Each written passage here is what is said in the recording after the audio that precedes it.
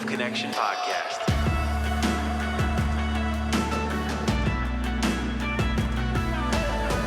Well, folks, we are on the other side of 250. So before we get started, just a huge thank you to everybody who has been a guest on this podcast, who has listened to this podcast, and has helped us reach 250.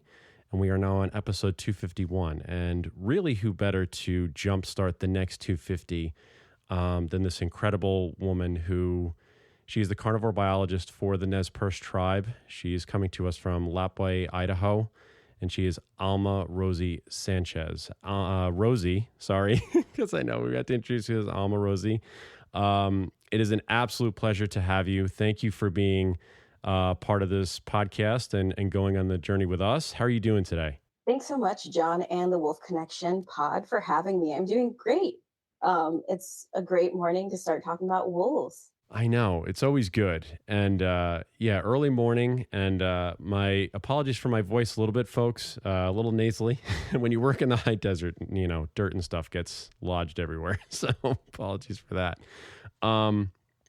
Rosie, we always love to start with background and how people get into these positions. And you're in such a unique crossroads, and we'll dive more into it with the Nez Perce. But just tell everybody, you know, where did you grow up? How did animals factor into your life as a child? And then how did carnivores specifically become that route that you've taken to where you are now? Yeah, thanks so much for this question, John. And in preparation for this interview, I did some, deep digging. But to let y'all know, I grew up in the shadow of the Blue Mountains in Eastern Oregon on my tia's 40-acre ranch in a small little town called Monument, Oregon. Population 100. That's how small this little town was. I split my time there in between Prineville, Oregon, where I graduated high school. But I mean, my tia's 40-acre ranch is really where my connection to animals was born. With 100 people in the town, with most of it being agriculture, you have to find ways to itch that social scratch that you have. And as a child, that was my mother's worst nightmare because I was a very social child. Stranger danger didn't mean a lot to me. So putting me out on my tia's 40-acre ranch it helped quite a bit because my friends were the harems of elk, the flocks of cedar waxwings, the guinea hens that my tia had that would inevitably chase me. So not really friends, really figuring out what was foe at that moment, but, exploring as a child, this vast expanse of beauty in the Blue Mountains. And obviously my companions were my big sister, Becky, and my dogs, Clyde and Eddie Mae, an Airedale Terrier and an Australian cattle dog. My love for animals, I feel very lucky that I've always known the path that I was going to take in my life. And I attribute that to those foundational years growing up as a wild, untamed, feral child in that ecosystem, accompanied by the cedar waxwings, my dogs, the wild turkeys and the elk that I would see every single morning. Animals, it's always been animals for me. It's always... connection has always been there. That's just a little bit about who I am and my childhood and how wildlife and animals affected me as a child. It's so wonderful to hear that because many of the scientists or the biologists or artists or filmmakers that we've had on, there's always this connection somewhere along the line where animals intersect, whether you're in an urban population or rural population, and they just seem to come into our lives at the point that we need them. And it seems for you, it was at the very early stages. What made you then want to translate that love for animals as a child into a career, and specifically going into carnivore biology? Because it sounds cool on its face, but many people may be listening and say, do I really want to study some of, the biggest megafauna on the planet, and what does that entail? So how is that going from childhood love to then career passion? Yeah, that's such a good question and something that I spent a lot of time last night thinking about. Um, and I think all comes back to this movie that I watched when I was 11 years old, and I remember it so vividly. But it's this movie, and God, if I butcher the synopsis, I'm going to be so sad. But it's called Two Brothers, and it's about two tiger brothers that were taken from the wild. Their mother was killed, and one actually escaped, and then the other got sold to royalty, basically to be in fights, right? And the climax of the story is that the wild tiger was captured and was put into a fight with, the captive brother. And when they come face to face, they recognize each other. And then it's just this insane dramatic scene of them escaping together, right? And how they're evading poachers, they're evading captors, they're doing their best to survive together. And at the end of that movie, there's just like this beautiful scene of both of them just like bathing and like swimming, and there's script in front of that, and it says, today zoologists are working to save the Sumatran tigers in Indonesia. And I was like, oh my God, that's what I'm gonna do. I'm gonna save the Sumatran tigers in Indonesia. And my friends will tell you to this day that that was my first love, and that's what I was going to do. Was I was going to save the Sumatran tigers in Indonesia. But I grew up, in Eastern Oregon. There are no Sumatran tigers in Eastern Oregon, and I was so lucky. And shout out to Chuck Gates, just the best human and professor a feral child could ever ask for. But he shaped that love into something a little bit more tangible for the landscape that I was in. So my senior project, and many of the listeners might be familiar with having to do a senior project, right? Capstone, was monitoring bird populations on the sewer ponds in Prineville, Oregon. That was the closest that I could get to the Sumatran tigers in central Eastern Oregon. So that's what I did for my senior year. All of my time was spent on these sewer ponds, counting populations of birds. And that's where that love of birding came in. And I do think that birding is like the gateway to so many other things, right? Um, Shout out to the birding community for always holding it down. But that really instilled a love for like statistics and understanding what animals are doing through the seasons, migratory patterns. I love that. I might not be the best at statistics, but I do love it. Being able to translate all that data into graphs, I think, is really powerful. So family and community is really important to me, and I decided to stay close to home. And so I went to Oregon State University. Go Beavs! Go Beavs! And pursued my degree. I started off in zoology at first, but then realized that I didn't necessarily want to. That wasn't the path that I wanted to take. And one of my friends told me about fisheries and wildlife. My first class on conservation biology, I was done. It was all about salmon. It was all about people. And growing up in the Pacific Northwest, that's what you grow up around. And so that beautiful connection of people and wildlife is what I was looking for. And so continue to pursue my degree in fisheries and wildlife conservation biology at Oregon State University. Um, I was, set to go to Kenya and Tanzania in 2014, to do a postbac in wildlife and socioeconomic studies for the School for Field Studies. But I don't know if you remember, but that was the year that Ebola broke out. So I could not go at that time and had to think on my feet. And I think this part of my story is like the one that I love telling so much, because I had to think so quickly about what I wanted to do and pursuing my passion, while also being okay with it not being textbook what I figured out from the start, right? So I moved to Portland, got my dog, Eddie, not Eddie, I apologize, Wiley, and we moved to Portland and crashed on my friend's couch for 2 weeks, got a job as a vet tech, and I worked as a vet tech for a couple of years. And that's important because the road isn't always straight and narrow, but every single one of the jobs that I've had along the way has contributed to me being a carnivore biologist.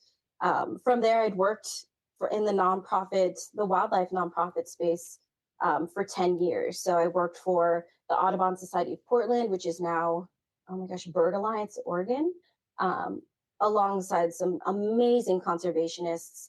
I worked for Defenders of Wildlife, Wild Earth Guardians, and Native American Fish and Wildlife Society. And I think Defenders of Wildlife was really the turning point for me. I moved to Colorado in 2019, and I just want to mention how strong the bonds networking is so important, but women in my network have supported me so much in my work. And so shout out to all the amazing women who have helped me to be where I'm at today. Because of my work in at the Audubon Society of Portland, I met Quinn Reed, and Quinn Reed then connected me to Defenders of Wildlife, and I got my job as the Rocky Mountains and Great Plains coordinator for Defenders of Wildlife. And when I landed that gig in 2019, that was the height of Proposition 114, the reintroduction of wolves to Colorado. And so, as well as managing 48 other projects in the many states that we had in the Rocky Mountains and Great Plains, my number one priority was the reintroduction of wolves to Colorado. So, playing support role to John Murtaugh and Jonathan Proctor, in leading that effort for Defenders of Wildlife. And we were ultimately successful. My role was to reach out and collect signatures, but also host, events, public outreach events. And I realized that the crowd was the same, and the stakeholders that we were reaching out to were the same. And so that didn't sit well for me, but it was kind of like the budding point for this intersection that I now carry, which is in carnivore ecology and indigenous political ecology. The maybe if not apparent erasure or non-inclusion of other voices. I didn't really have a name for it at that point, but that's something that stuck with me. And being the only person of color and the youngest person in those rooms with some of these heavy hitters, that didn't sit well with me either. So at that point, that kind of spurred into needing to leave Defenders to continue my career growth, and kind of not necessarily bouncing around from nonprofit to nonprofit, but really understanding my values, and what was really important to me. And so I ended up at Native American Fish and Wildlife Society. And I think that this is answering a lot of the questions that you do have on here, John. So please stop me if I'm getting ahead of myself. But it led me to Native American Fish and Wildlife Society, where I work directly with tribes and securing funding for their conservation projects. That's where I met. That's where I met some members of the Nez Perce Tribe Wildlife Division. And so when I was looking for an internship for my my first year of my PhD, I reached out to them because the Nez Perce Tribe are, the original, how do you say, reintroducers? They're the original stewards, kind of sits different with me, but they're the ones who were responsible for the reintroduction of wolves into central Idaho in 1995. So I knew that they had a strong bond and strong commitment to wolves. And so our needs met in that way. And I started pursuing my PhD in 2023, specifically in carnivore ecology, because I really did like that intersection of this big charismatic megafauna and what it meant culturally, historically, and politically to people. And so that's what I get into. And when I say carnivore ecology, that's all that it encompasses. It's not just the behavior, the patterns of how they move. It's all of it. It's cultural, it's socio-political, it's all of it. So that was a long-winded answer. And for those of you who are still listening, thank you. And John, does that answer a little bit of your question? It does. And it actually cropped up another question from your background and growing up on your farm. how are you able to take those experiences and the small community you grew up in to these types of situations where you're dealing with larger entities, larger groups, and being able to merge wildlife and cultures together so that you can create a place for coexistence to happen? That is a good question. Thank you for reframing it for me. I think you hit the nail on the head when you said, the more people that you bring on, the more you're hearing that wildlife is a people profession. And when I was choosing wildlife as my profession, I was like, maybe I would be sad that there wouldn't be a people component to it. But now understanding, especially with charismatic megafauna like wolves and grizzly bears, that people are the entire component to it, right? We do it for the love of the animal, but we also do it because we all need to coexist. And I refuse to believe that we can't. I feel like that would be kind of a cop out to believe that we can't. But I do think that my upbringing in some of these more rural and now political landscapes in Eastern Oregon, um, it prepared me for these tough conversations that we need to have, right? Um, these this ranch that I grew up on, our neighbors are people too. I would walk down the 2 miles to grab jerky from our neighbor, but I know that that neighbor today hates wolves, that they run their cattle, but I also know that person to the core, that they are good people. Um, it has my upbringing, I didn't really have a choice to not listen to people when they talked. My tia and my mom always taught me about respect. And also growing up as, the child of an undocumented single mother, listening was also really important for our safety. So, and that's something that I think a lot of people can resonate with too, is that in these spaces, sometimes it might not feel safe, but I do think that there is this connecting piece between all humanity. And it's just getting down to that nitty gritty of it, is finding that thread that connects all of us. So, yeah, I've learned to listen. It's hard for me, but talk slowly, and listen with the intention to hear instead of the intention to respond. And I mean, that works out great when it comes to carnivore conservation and coexistence, right? At the end of the day, you might think that somebody's your enemy, but they're just still people at the end. Yeah, and you really need to include as many voices as possible, and that's the only way, or one of the ways. I wouldn't say the only way, but one of the ways that we can get to a point of um, compromise and making sure that everything, every being is able to coexist in the spaces that we are. The Wolf Connection podcast is now sponsored by our new partner, Jacques Marie Mage. This LA-based brand is known for their limited edition, handcrafted eyewear and luxury goods, but also for their stewardship program, which supports various nonprofits and individuals who are working to protect a future for wild wolves. So when you get to I want to get to this internship with the Nez Perce because this seems like such an incredible opportunity, and you sort of touched on it earlier. When you get there, describe sort of what I know you were a Conservation Nation fellow. So what does that mean, and how does that process start for you to be able to get an internship with the Nez Perce? What are the qualifications needed? How did that come about? Yeah, and this is where I have to give a huge shout out to Taylor Raby with the Yellowstone Wolf Project. She is phenomenal, an angel, and she's actually the one who set me up with Conservation Nation. She came as a guest lecturer to Joanna Lambert's class back in 2023, and she's like, I need you to, and we had conversations, went out to dinner.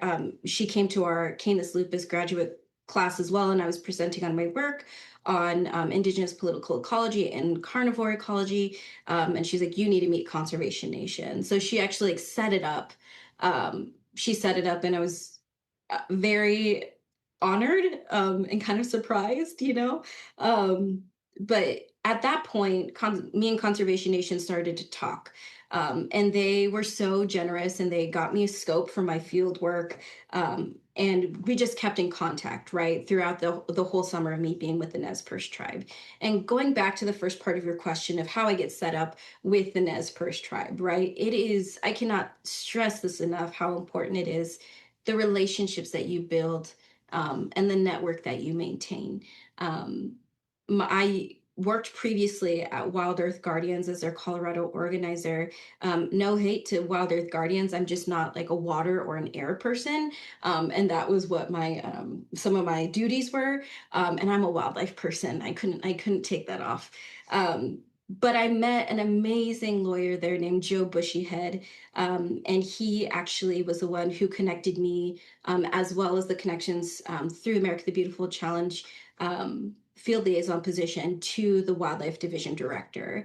And it seemed like there was a lot of synchronicity of what we were trying to do. I was trying to utilize my skills, all these skills I had built throughout the years, into a project. And at that time, Eric, who's the director of the Nez Perce Tribe Wildlife Division, was looking for the tribe to get more involved in the wolf issue here in Idaho. And so that started with the updating of the wolf management plan for the Nez Perce Tribe, as well as creating an RFP, request for proposal, for a potential documentary, that we are still working on, to show the relationship, to show the leadership of the Nez Perce Tribe in the 1995 wolf reintroduction in central Idaho. So he was looking for somebody to do that, and I was looking to utilize what I had learned throughout the years. And it was perfect, right? Joe introduced me to Eric Kashkash. I already knew David Moen, who's a conservation biologist here, from working at Native American Fish and Wildlife Society as the ATBC field liaison. So it is skill mixed with opportunity. And I think that, yeah, that's basically it. It was perfect timing. Call it divine timing. But that's how that ended up. And then um, I had my internship from the summer of 2024. And at the end of that internship, me and Eric sat down, and I was like, I'm not ready for this to end. And he's just like, same, like, we like having you around. And I said, say less. And so I reached out to Conservation Nation, and I was just like, hey, I have this proposal. If we can all partner together, I need money for my tuition, my insurance, and my salary, because how I paid for my first year was TAing. And so they're like, okay, let's think about it. They fly out, they have a meeting with Eric, and they say that they're going to fund my fellowship for the year. So I was a collaborative fellow for both Conservation Nation and the Nez Perce Tribe, so I could continue my work, updating the wolf management plan. It is not easy to update a management plan. I will say that. I had the idea that I could get it done in 3 months. That was so silly. So still working on that and still getting buy-in. So that's what I did. I continued to work throughout the academic year, didn't have to worry about TAing, which is a lot of work. Shout out to all of the academicians and practitioners and teachers out there, because they are truly amazing. But it's a lot of work. And so with this fellowship, it allowed me to focus solely on updating this wolf management plan and completing that RFP, and any other work that the tribe asked for my assistance on. What were the things you were updating in the wolf management plan specifically? Yeah, it's a complete overhaul, right? The last time that the tribe had, the last time that the management plan was updated was when wolves were still listed as endangered. And in 2016, after the 5-year post-delisting period, that came to an end, right? So it was updating all of that. So you're updating the wolf management plan. Ultimately, you become the carnivore biologist for the Nez Perce Tribe. So what are the species then? Because you're tasked obviously with overseeing not just wolves. We're talking about bears and otters, and there were a bunch of different things you told me there. So what are the tools being used by yourself and the tribe to monitor these species, and what are sort of the data points you're looking to hit, in a broad sense, of the wildlife that's there around the Nez Perce? Yeah, thanks for that question. You're right. So some of the species that I'm primarily focused on right now are wolves and grizzly bears, um, and hope to do some Wolverine surveying this winter. My gosh, they're just the coolest. And tasked with otters as well. We'll see what keeps adding on to that list of species. But right now, my central focus is wolves and grizzly bears. Um, what we're really trying to do is pilot a program that uses non-invasive methodology, right? We're utilizing camera traps, as well as uh, we're doing scat surveys and analysis, hair snags, and we'll also be deploying autonomous recording units. And I don't know if Taylor mentioned this in her past interview, but ARUs, as they're called, work to detect sound, and they're really greatly used in bat monitoring. Like bat acoustics is what they're primarily used for, but we're hoping to deploy some of those units as well here on the reservation. So looking into novel technologies and really honing into that non-invasive technology to identify occupancy, migration, just any sort of movement, and ultimately build a population model to determine how many wolves, if there are any, are on the reservation. And so we're starting with the reservation, right? But the Nez Perce Tribe usual and accustomed territories spans Washington, Oregon, Idaho, and the border of Montana as well. The what is it? The reservation at this moment is 750,000 acres, where usual and accustomed territories of the Nez Perce tribes is about 13 million acres across those states. So hopefully hoping to expand with some collaborative partnerships with other agencies as well. Talk about that a little bit more in terms of the collaborative effort, because I know obviously community involvement helps. How are you able to cover that area of land that you're starting with now? Are you just going, you're sticking within, I guess, the 750,000 acres for now Right. at this moment?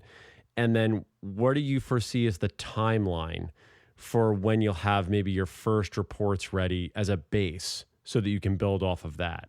Yeah, that is the question, isn't it? So when I say 750,000 acres, we have to consider what's called the Dawes Act and the General Allotment Act, right? That was where those amazing posters of Indian land for sale come into the picture, right? So when I say 750,000 acres of the Nez Perce Tribe Reservation boundary, only about 200,000 of that is in the control of the Nez Perce Tribe. So that's Got it. called a checkerboarded reservation. So 750,000 acres sounds like a lot of land, but if we get down to the nitty gritty of it, we have to look at land possession and ownership. So that leading into this, I think that with the community involvement and training people to go out and identify scat, bringing in my interns, volunteers to help me do camera surveys, analyze data, go put out ARUs. This is an effort that it's a successional effort, right? We're not thinking about years, we're thinking about generations. We're thinking about building the next generation of tribal biologists as well, right? And so I don't think that I have an answer for you quite yet. I do know that by 2028 is when we are hoping to have our integrated population model completed, with some of some of those really difficult aspects all figured out, in collaboration with not just the wildlife division, but with the tribal historic preservation officer, the cultural resources, and under the approval of Nez Perce Tribe Executive Council. So I don't know how to give you quite a timeline of when that will happen. I just know that within 2028 is our date for having something to show. How important is it for you to see the training of the generational aspect of this, to have the next generation ready to take up the mantle and do this research, conduct these surveys, conduct these studies, and to have this as a long-standing practice going forward? I'm smiling right now because I always tell my friends that elder work is really where I love. I love hearing stories. I love to hear from our elders, in the community. But it is true that putting energy into the next generations, multiple generations down the line, is what's going to really keep this work going, right? The legacy of the Nez Perce tribe is the wolf reintroduction of 1995 and welcoming wolves back to the landscape in 1995 and taking a leadership role in the most successful carnivore reintroduction in history. And that was done by a tribe, right? That is the story that is often not heard. So that's why I appreciate you, John, and the Wolf Connection for giving us this opportunity to talk about it, right? Um, but I think I'm I'm getting older, John. The sun is beating down on my face harder these days. My joints ache a little bit more. Um, and there needs to be people out there doing this work. And so what I can do is pass down my knowledge, and everything that I worked towards, those skills that I've built through the years, both personal, and in my ecology work, building the next generation of biologists. I mean, what else is there, right? I have faced this, and I hate that it's so common, but this gatekeeping, um, and power hoarding in the carnivore world, and that's just not it for me. I aim to break down and burn any barriers that any other biologists have to come into this field, because now is the time for all of us to work together, for coexistence, not just for carnivore conservation, but for coexistence. We're in a deeply politicized time right now, where every side of the aisle won't look at one another in the eye, but that's the only way that all of us are going to reach our goals. um, and I think that that's not going to happen maybe in fully in my lifetime. So who's going to carry the mantle? This knowledge isn't just for me, it's for the generations to come too. And really, that's a good point to make, is that we are all, you know, we do these practices at the sanctuary too, of understanding that while we may be the age we are now, we're holding different parts of elder and youth and child at the same time. And so how do we access all those different points in our life where we're at this moment, to be able to learn from our elders, understand that we will eventually be the elders to teach the next generations and things like that. I think that's a really powerful point to make. And so more to come, obviously, on the research end, and what these things are going to do. Why, before we get into the indigenous political ecology and stuff, because this is the stuff that fascinated me, I think, more so, non-invasive, and you were talking about camera traps and things like that. Why is it so important to, because we've talked with many folks who continue, I think, lean towards more non-invasive.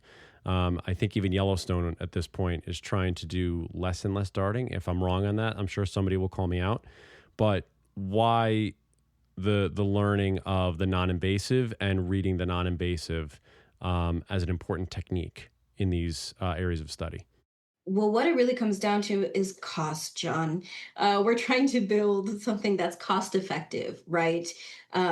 Something that a lot of people don't know is that tribes don't get Pittman, Robertson, Dingell Johnson funding, which is usually how states fund their conservation programs, right? The sales that the money that comes from the sales of wildlife and fish tags, right? Hunting and fishing. We don't get any of that. Tribes don't get that. So being cost effective, while not waiting on a grant, or funding to come in, allocations, is really important. So for me, non-invasive technology really comes down to the cost effectiveness of it all, right?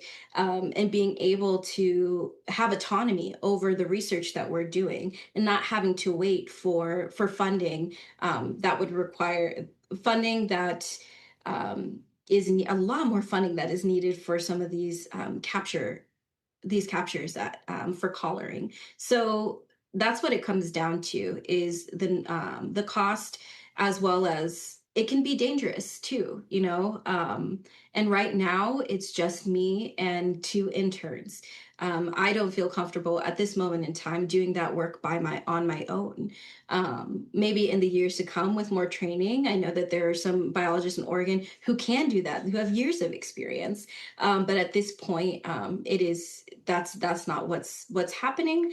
Maybe in the future that might change with some more funding and training. But at this moment in time, it's mostly due to cost. Yeah. And I think that's always something too about where is the money going? How's the money getting to the places it needs to be so that everyone has the opportunity to continue to do the research they do. And that's a whole other rabbit hole that we will not go down at this point. You did mention, though, too, the connection with the reintroduction of the wolves to central Idaho. And I know you can't speak to the cultural aspect of it, but give anybody just a basic overview of the involvement or the effort really by the Nez Perce in that reintroduction specifically to central Idaho. Yeah. And I will do my best to do like a big 10,000-foot perspective, because there is a podcast out right now called Howl. And John, I'm sure you'll connect it to this, but that does a really amazing deep dive of the effort of the Nez Perce tribe wolf reintroduction in central Idaho. And there you'll find different elders like Alan Pinkham, as well as tribal members, Marcy Carter, who was on the original reintroduction team, as well as James Holt, and Aaron Miles, who are Nez Perce tribal members and are still work for the tribe, that can tell that story, that cultural story, and that significance too. So that gets down a little bit deeper, and I believe it's going to be a 7-part series. Whereas, we're here for maybe an hour and 15 minutes. So if you want to get a deep dive, I really recommend Howl, and they do a wonderful job at reporting. But what I can tell you is that without the Nez Perce tribe, there would have been no wolf reintroduction, right? Or the successful reintroduction of wolves into central Idaho. In 1995, the U.S. Fish and Wildlife Service was looking for partners to be on the ground with wolf recovery and management. The state of Idaho was actually banned from the legislature banned Idaho Fish and Game for having any part in the wolf reintroduction, and they thought that would halt the wolf reintroduction in 1995. But if you read the fine line, it said that states or tribes could be partners in the wolf reintroduction. So the Nez Perce tribe took up the mantle, provided a wolf management plan, and was accepted by the U.S. Fish and Wildlife Service. So the U.S. Fish and Wildlife Service and the Nez Perce tribe worked together from 1995 until 2006 on the wolf reintroduction, with the Nez Perce tribe managing wolves on the ground in the entire state. At that time, 2005, the Nez Perce tribe and Idaho Fish and Game entered into an MOU discussing that the Nez Perce would then just monitor certain areas in Idaho, and then IDF&G could be involved in the management of that. In 2011, wolves in Idaho were delisted. That's a whole fun story. We'll have to get into the Northern Rocky Mountain distinct population segment at a different time. They were delisted in 2011, and then 5 years post delisting period in 2016, the Nez Perce tribe, we didn't have a wolf department at that time because federal funding was pulled from that. And once again, Pittman Robertson, Dingle Johnson funding, we have to think about that, right? And different priorities of the tribe. So that, and where we are now in 2025 is the revitalization of this wolf program and getting back at the table when it comes to management decisions of wolves in the state of Idaho. I mean, and as Rosie said, we'll have a link to that Hal podcast in the description. And it was good because, and kudos to you, Rosie, for reaching out to us and activating some of our posts also on the Nez Perce for the Indigenous stuff that we've posted over the years. And it's been a huge help. And obviously, due to that reintroduction in Idaho, that is where many of the wolves have repopulated Oregon, California, And we've seen obviously new packs forming in California on the regular, which is wonderful to see. Out of that, what has that relationship sort of been like with the wolf? Well, not the relationship, I guess. Well, yeah, if you can speak to it with those wolves that have populated Idaho and continue to sort of progress as we go from, 30 years already, which is crazy to think about. Yeah, 30-year anniversary. And I do feel comfortable speaking about this because it is public information and something that you can Sure. find on our website as well. But there is synchronicity when it comes to the eradication of wolves, and the displacement of Indigenous people, and those timelines crossing, right? On the Wildlife Division homepage, you'll see that some tribal members likened colonization and the colonization of westward expansion, and the erasure of Indigenous people, and the eradication of wolves, grizzly, and bison, right? So the fates are connected. So taking part in the reintroduction of wolves in central Idaho in 1995 was a milestone for the Nez Perce Tribe, and something that is still deeply, deeply felt throughout the tribe, as a sense of pride as well. So that connection, there's still a deep sense of responsibility there as well. When we talk about too, as we get talking about their involvement, and we talk about scientists and bios and stuff on the tribe, working with these animals. And as you described, the work that you're doing with yourself and a couple of interns, and the relationship, I think, between, the larger ecological environmental conversations that we have.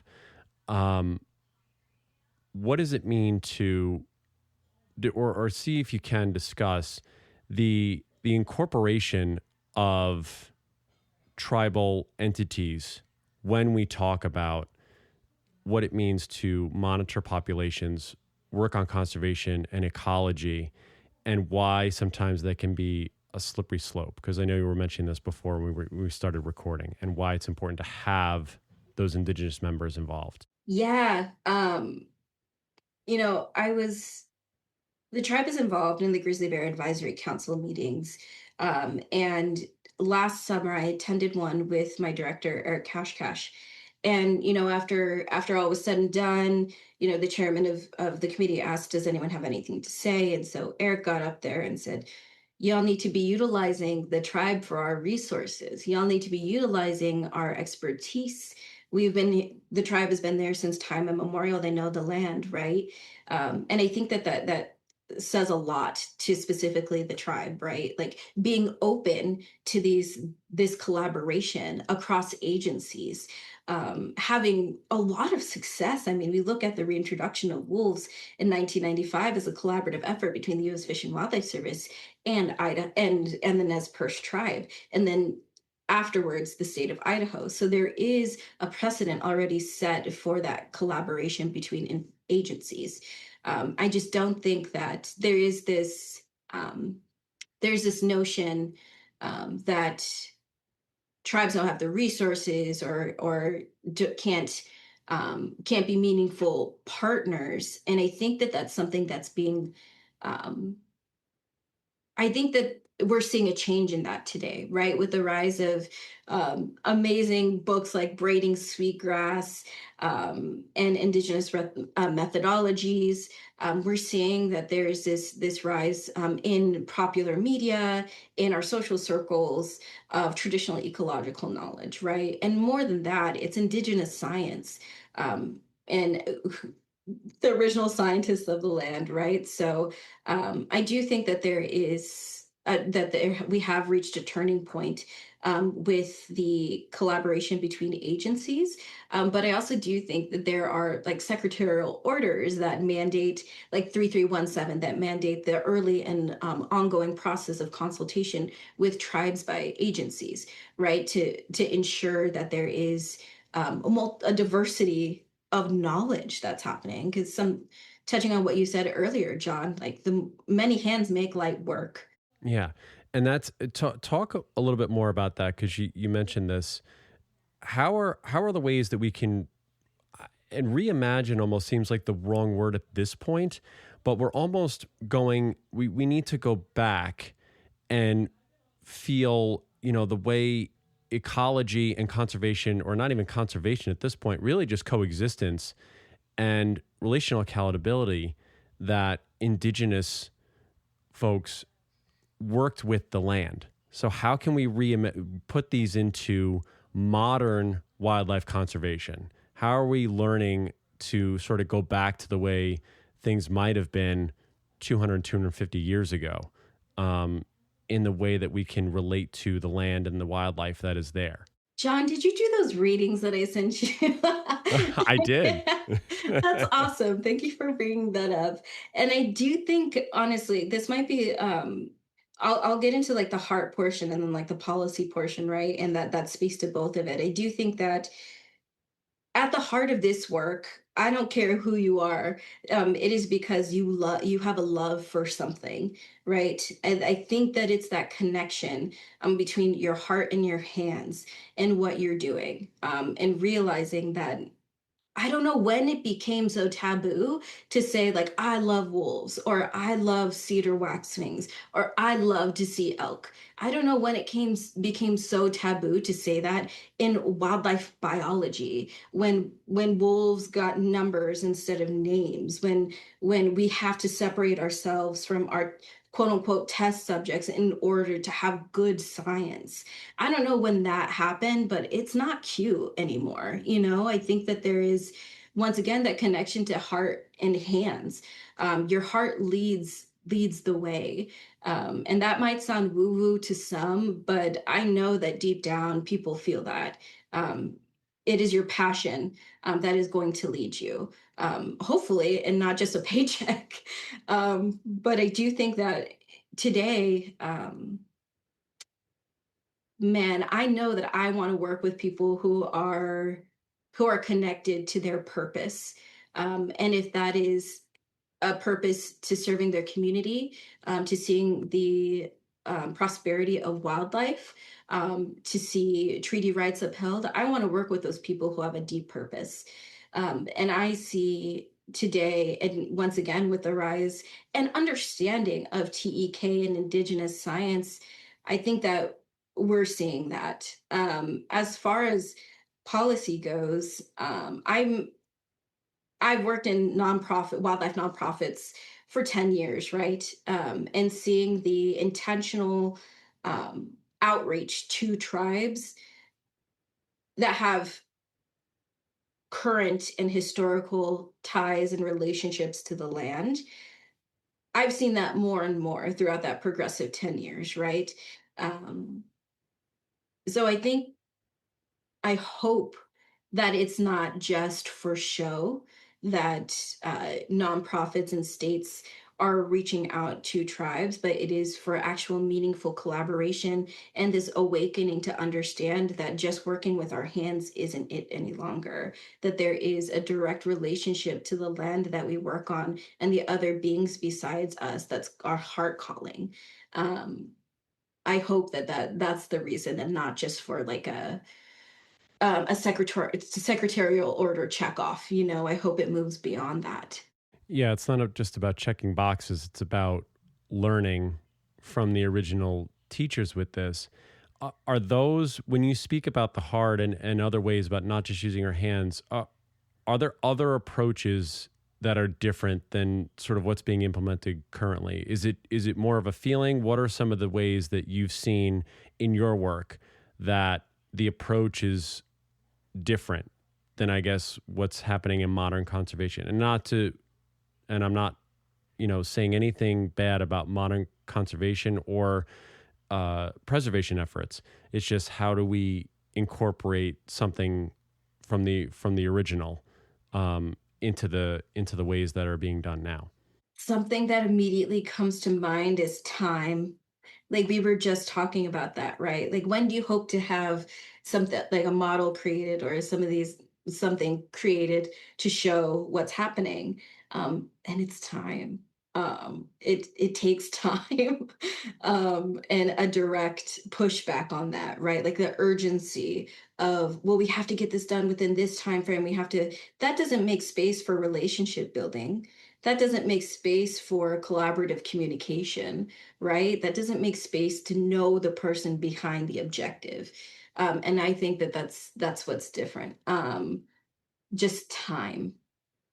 Uh, I think that my specialization in Indigenous political ecology really speaks to this, and how we're centering not just as a case study, like a one-off case study of how like this Indigenous group is affected by this river pollution, right? But you're centering the stories of Indigenous people, in what's happening, to those communities, which is the direct difference between IPE, Indigenous political ecology, and political ecology, right? Centering the people and looking outward, not just as case study, but as the issue. Um, and so that's what I think, to answer your question. Yeah, it's a really good question. I'm going to think about that at night too. I was like, I should have said that too. It happens, It We does. can always have a round two. That's the thing people think is like if we don't get it on the first shot. Now there's more opportunities to have conversations. When you going forward for yourself and also for this continued effort that you're involved in, what are some of the initiatives or rights or research are you looking forward to, or stuff that people should be aware of that's happening that maybe we didn't touch? Because I know we sort of went a little bit all over. It was a nice little combo, but what are something or one or two things that maybe you would like for those who are listening to keep their eye on or keep their awareness level up about what's happening with yourself and the Nez Perce? Yeah, I think that something I'd love to see is that when people talk about the wolf reintroduction into Yellowstone National Park, to do some digging too and directly combat that indigenous erasure, right? Like we're talking about the wolf reintroduction into Yellowstone and central Idaho that led to populations of wolves throughout the West Coast, right? Just think about how these narratives really play into indigenous erasure. Um, that's something that I'd love to see, especially surrounding the 30-year anniversary of the reintroduction effort. I would love to see that. Um, and then what's going on now? I mean, we're piloting our population models and our field work this summer, and we're really excited about it. So, Rosie, as I ask everyone, and for the 251st time, as we get on the other side of 250, when you hear the word wolf, what is the thing that comes to your mind? What comes to mind is responsibility, and my responsibility to land, culture, and relationships, both between wolves and people. Touch, if you can, go deeper on that. Why responsibility and why making those connections? As I said in the beginning, I think that as a feral social child, I was always looking for a way to connect to animals, and my deep desire to be around people and that connection, build community. And I think that that's been my charge in life, from since I was a little girl till now. And so I'm responsible for utilizing my skills, my talents, um, to connect both people and wolves. That's awesome. Uh, Rosie, give us a couple of places that people can visit to see more of the historical about the Nez Perce, about maybe some of the work you're doing. Are there any websites, social media? Where can they head to listen to some of the stuff or look at some of the stuff we talked about today? Yeah, so the Nez Perce Tribe Wildlife Division does have a pretty up-to-date website. So nezpercetribewildlife.org. And then the Nez Perce Tribe, just the Nez Perce Tribe in totality, has a website as well that has a communications blog, which you will see some of our pilot project highlights and updates there as well. From there, you can see our Facebook page, our website, and I believe our LinkedIn as well. So I would say follow those pages, Nez Perce Tribe and Nez Perce Tribe Wildlife, to keep up to date with what we're doing. Awesome. Rosie Sanchez, this has been wonderful not only to meet you, but to understand a little bit deeper about all the work you're doing and the amount that you are taking on. So thank you for your continuous effort and for joining me today. This has been really fun. Thanks, John, and the Wolf Connection Pod. All right. Stay tuned while we, or stay close while we sign off. How's to you all out there? We'll be with you next time. Bye, everybody. Looking for more information about Wolf Connection or the podcast? Visit our website at wolfconnection.org, where you can donate, sponsor a wolf, or become a volunteer. Thank you for listening.